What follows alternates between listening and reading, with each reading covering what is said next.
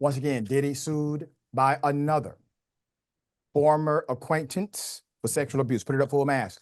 Hell of a story here. So Diddy is facing another lawsuit from a new accuser, Don Richard, a former bandmate who claims the music mogul belittled, terrorized, and sexually abused her while she also witnessed him savagely beat his ex, Cassie, according to the suit obtained by TMZ.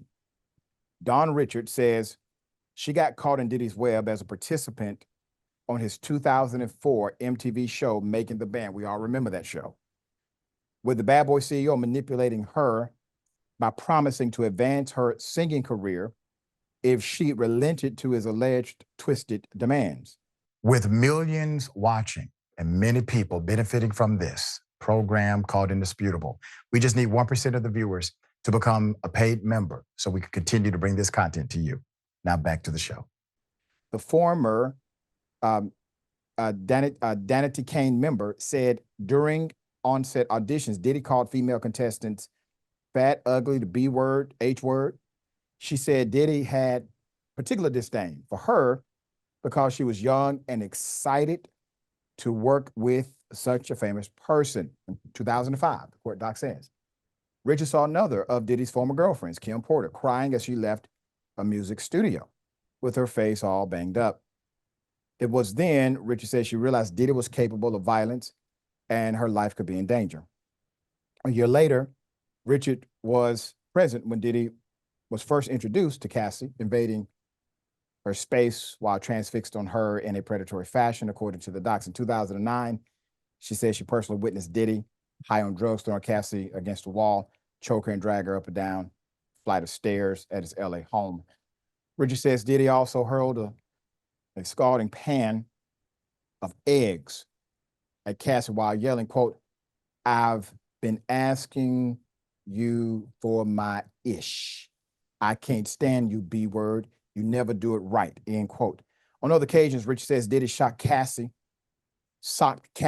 in the face and wrapped his hands around her throat, attempting to strangle her inside of his LA mansion. This stuff is very disturbing. At some point, Richard says she and others, including her Diddy Dirty Money bandmate, showed their support to Cassie and advised her to leave Diddy, who found out about the conversation and threatened, quote, "Y'all B words don't get in my relationship," adding, "Don't tell my Cassie what she need to be doing. Just make money and shut the up. I end artists. I shelve careers. You could be missing. You B words want to die today," end quote. Meanwhile, Richard says she too became a victim of Diddy's abuse, forcing her to rehearse 48 hours at a time without sleep. As a result, she says she dropped a lot of weight and became dehydrated and fatigued while suffering awful rashes. She says one time Diddy demanded she come to his Miami home where he was only wearing underwear. When she asked him to put on clothes, Diddy refused, screaming, "This is my effing house." Diddy's treatment of Richard got worse, she says, between 2009 and 2011. Richard says Diddy once barged into her dressing room while she was naked at his recording studio. She says Diddy inappropriately touched her breast and her butt.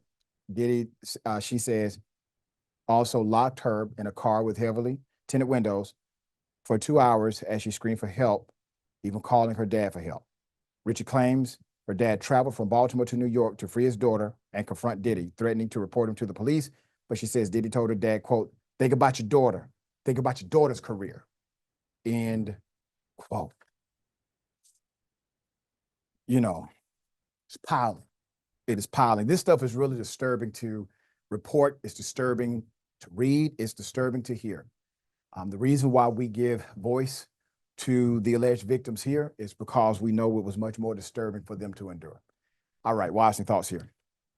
All I can say is, as somebody who, pretty adjacent to the music industry, having, family members and very close friends who work in the space. The guys had a reputation going back decades for Yeah. violence, drug abuse, all of the things alleged in this lawsuit. While I wasn't there, I can't say whether any of these things happened or not. They seem pretty credible when you've got stories and innuendo going back decades. I promise you guys, Yeah. since the '90s.